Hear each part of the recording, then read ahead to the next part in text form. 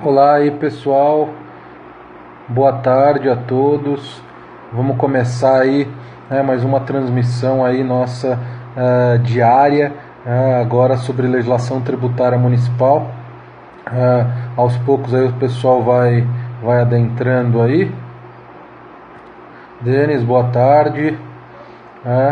Vamos começar aí uma transmissão ao vivo, aí para ajudar vocês, alunos, concurseiros, caros alunos, caros concurseiros aí do Brasilzão. Vamos começar aí mais uma transmissão. Boa tarde. Riachão do Jacuípe, Bahia. É isso aí, Arthur. É isso aí, Michele. Vamos começar aí mais uma transmissão. Se puderem, compartilhem aí com seus seguidores. Compartilhem com seus seguidores a transmissão para a gente poder divulgar o nosso canal no Periscope, para ele tornar mais conhecido. Goiânia, vamos lá, o concurso está se aproximando, vamos lá, um tema aí bem importante aí para o concurso de Goiânia e para fiscal de tributos que vai ocorrer aí no dia 31 de janeiro, concurseiros aí e vão prestar esse concurso, essa grande cidade, essa maravilhosa cidade chamada Goiânia, Recife, é isso aí, Brasil inteiro aí, prestigiando a nossa transmissão ao vivo. Além de, se vocês puderem compartilhar com seus seguidores, vamos ficar apertando a tela aí, pessoal, vamos fazer esses corações subir, que é uma maneira de eu verificar aí como que está a transmissão de vocês e, lógico, com isso vocês me ajudam, Isso indica que vocês estão gostando da transmissão, do assunto que está sendo tratado, e aí eu ganho uma certa visibilidade aí no Periscope. Vamos apertar a tela, vamos descer o dedo aí na tela. Quem não conhece, cada clique que você dá na tela gera um coração. Isso significa uma curtida aí para o vídeo, significa que você está gostando da transmissão. Pessoal, como eu estou tratando aqui de um tema de legislação tributária municipal, mas esse é um tema genérico, pode cair em qualquer prova de direito tributário, inclusive numa prova de legislação tributária específica.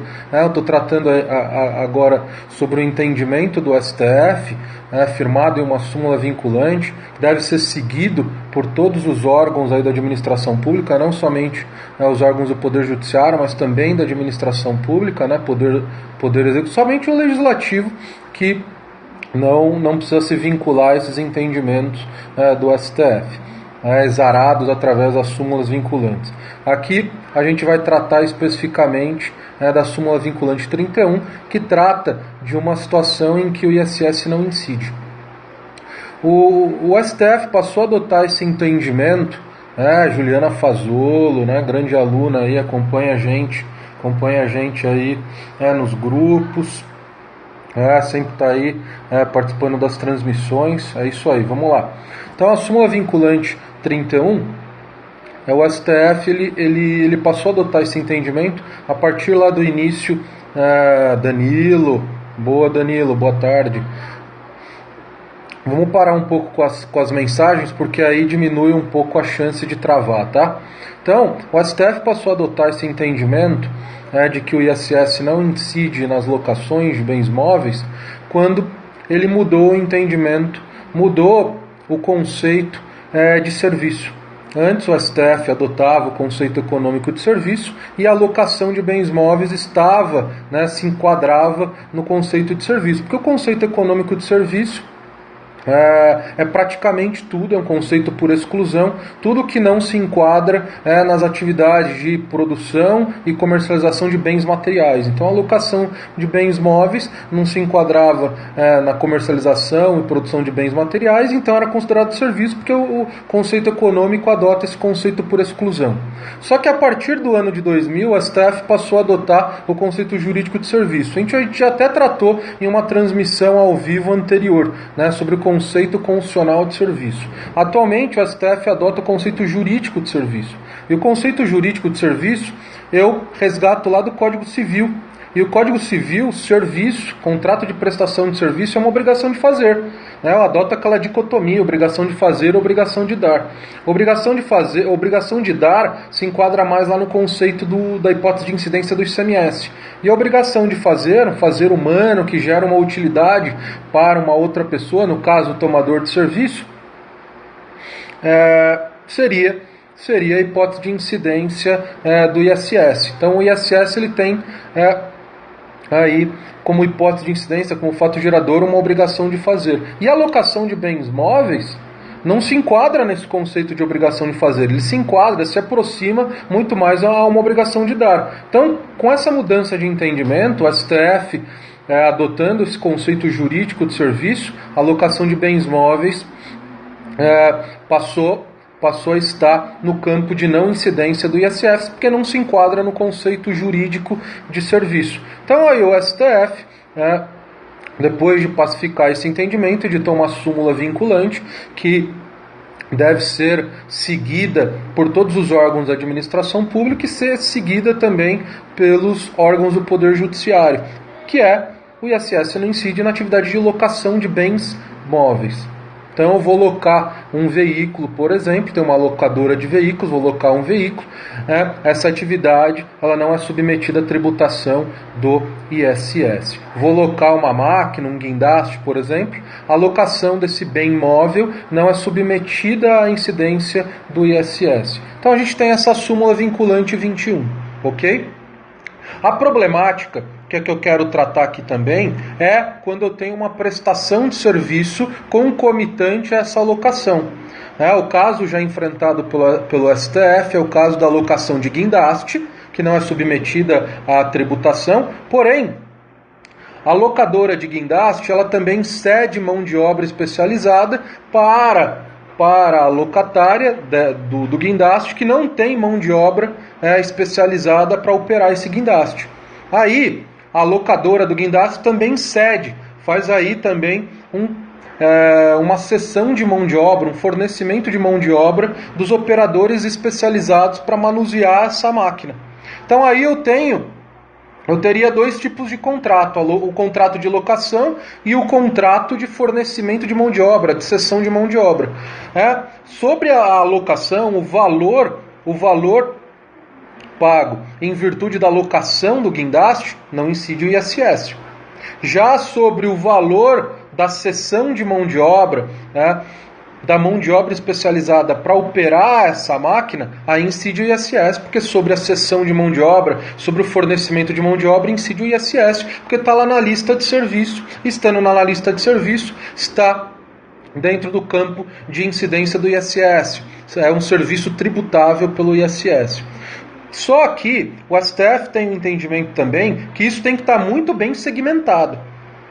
Tem que estar muito bem formalizado esses dois contratos. Tem que estar em dois contratos diferentes. Ou se está em um contrato só, os valores referentes à alocação e os valores referentes à cessão de mão de obra, que é o serviço prestado de forma concomitante à locação, tem que estar muito bem segmentado, muito bem segregado dentro do contrato. Por quê? Se essa empresa for submetida a uma fiscalização, o auditor fiscal tenha muito bem claro qual é a base de cálculo relacionada à locação e a base de cálculo relacionada a... Exatamente, será uma fragmentação da base de cálculo.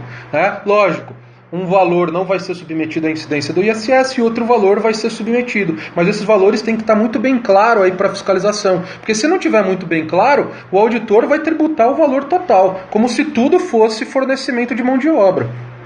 Exatamente. Se for um único contrato, que nem eu falei, os valores têm que estar muito bem segmentados no contrato. Se tiver um valor só, vai ser tudo tributado do ISS.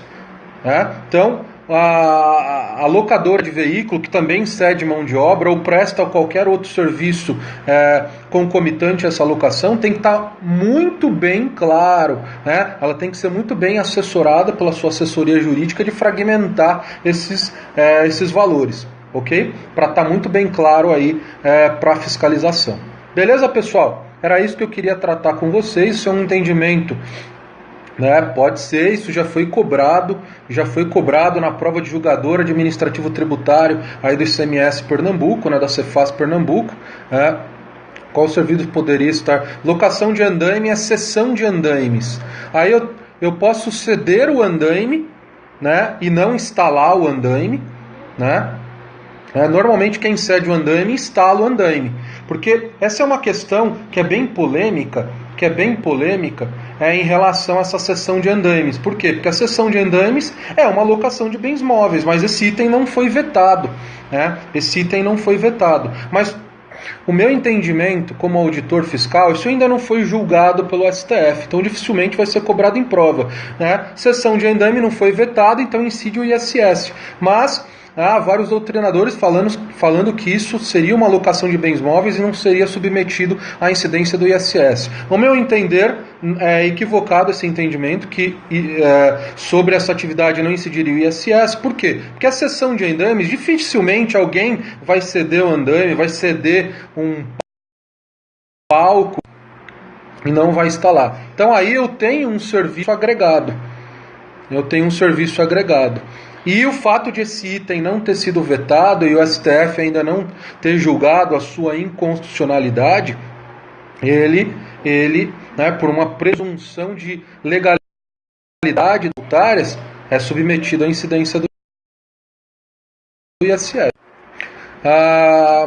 Pessoal, esse é um tema forte, caiu já até na Receita Federal, caiu em fisco estadual, então você vê que é um tema que pode cair em qualquer prova de qualquer fisco, né? Porque é um tema geral, é um entendimento jurisprudencial do STF, então não é algo específico para uma determinada legislação, né? Que eu estou tratando de forma geral o ISS. Beleza? Mais alguma dúvida? Mais alguma dúvida aí? Tem mais alguma dúvida? Então é isso daí que eu queria tratar com vocês. Súmula vinculante, mas se não ocorrer a fragmentação na nota fiscal, se não ocorrer a fragmentação da base de cálculo na nota fiscal, o OFTM pode autuar? Com certeza. Se eu abrir uma operação fiscal nessa locadora e perceber que no contrato envolve locação e serviço e não tiver fragmentado, vou autuar o valor total. Mas a empresa tem aí uma parte de locação envolvida. Ela não fragmentou, né? Se ela não fragmentou, tudo é serviço. Tudo é serviço. Esse é o entendimento do STF. Tem que estar muito bem segmentado esses valores. Se não, eu autuo como tudo sendo serviço. Ok? Esse é o entendimento do STF. Então as empresas locadoras que também prestam serviço de forma concomitante à locação têm que prestar muita atenção, porque então podem ser surpreendidas pela fiscalização. E ser pega de surpresa, achando que sobre o valor total não incidiria o ISS, mas sobre o serviço incide. E se não tiver muito bem segmentado, o valor total vai ser submetido à tributação. Beleza? Então é isso daí, pessoal. Até mais. Fiquem aí que eu vou fazer mais uma transmissão sobre direito tributário, sobre a súmula 436 e a súmula 446 do STJ, que tratam sobre constituição do crédito tributário pelo sujeito passivo e como que isso,